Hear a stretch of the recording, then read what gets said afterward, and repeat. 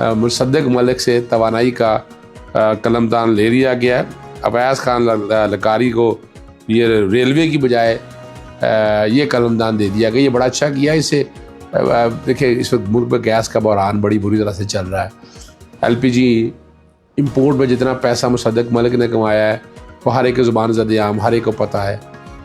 और इस वक्त ज़रूरत है उस मुल्क की इस भंवर से निकालने के लिए। तो ये एक अच्छी कोशिश और काविश है, मैं इसकी तारीफ़ करता हूँ इस हवाले से। दूसरी जो बात है, वज़ीर-ए-आज़म शहबाज शरीफ ने एयर चीफ ज़हीर अहमद बाबर सद्दू की मुद्दत मुलाज़मत में तौसीक़ कर दी गई है। 1 साल की तौसीक़ की गई है। तो अब सारा कुछ घी शक्कर के सारे हालात अब ठीक चल रहे हैं। लग रहा है कि दाल रोटी इसी भाव बिकनी है, चलनी है, और ये मामलात इसी तरह ही चलेंगे।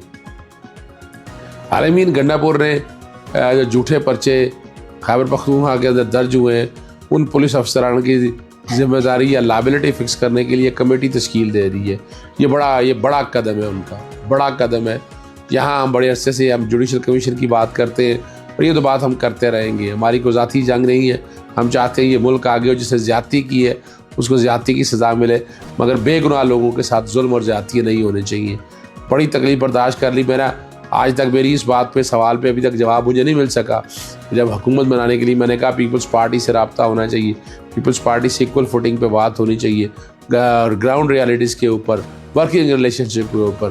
लेकिन आज हम बाहर बैठे हैं और अवाम जो है वो हमारी जो ख़ास तौर पर हमारे कारकुनान हैं वो तकलीफ़ें बर्दाश्त करते फिर रहे हैं। चलें आपको ले चलते हैं आगे, और जब मैंने जिस पे मेरी टीम ने आज काम किया है वो मैं आपके सामने रख देता हूँ। पाकिस्तान मईशत जो आलमी निज़ाम के शिकंजे में है। IMF जो कि एक मालियाती इदारा है और वो मालों को माशी तरक्की और इस्तेहकाम के लिए कर्जे की बात देता है, मगर क्या बात इतनी सादा है। और एक बैनुल-अक़वामी इदारा जैसे मुल्क जो कि मुसलसल पस्ती की तरफ जा रहा है, जिसका तवाज़ुन बिगड़ता ही जा रहा है, उसको कर्जे देने में क्यों दिलचस्पी रखता है?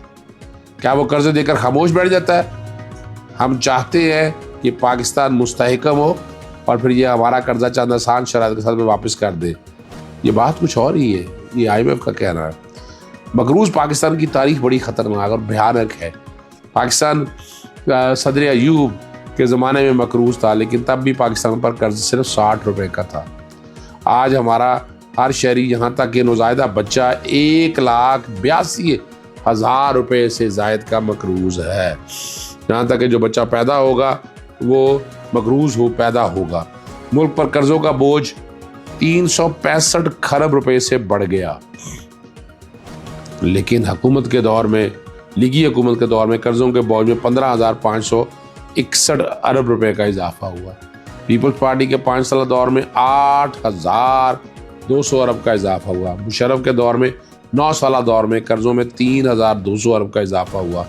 पाकिस्तान जुलाई 2018 से मार्च 2021 तक कर्ज़ों की अदायगी और माशी तरक्की के नाम पर 33 अरब डॉलर कर्जा ले चुकी है, जिससे शरह नमू कम होने और मुल्क के दिवालिया होने के खदशात बढ़ते हुए दिखाई दे रहे हैं।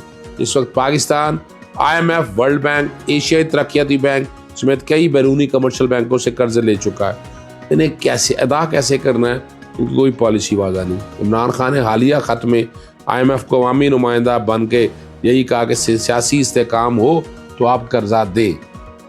कर्जा आप अवाम ही अदा करेंगे, हुक्मरान नहीं। ये याद रखना है आपने, ये बहुत ज़रूरी है। तल्ख हकीकत यह है कि कर्जा हुक्मरानों को अपनी जेब से अदा नहीं करना होता, बल्कि ये पाकिस्तानी अवाम गुज़श्ता 73 बरसों से अदा कर रहे हैं, जो कि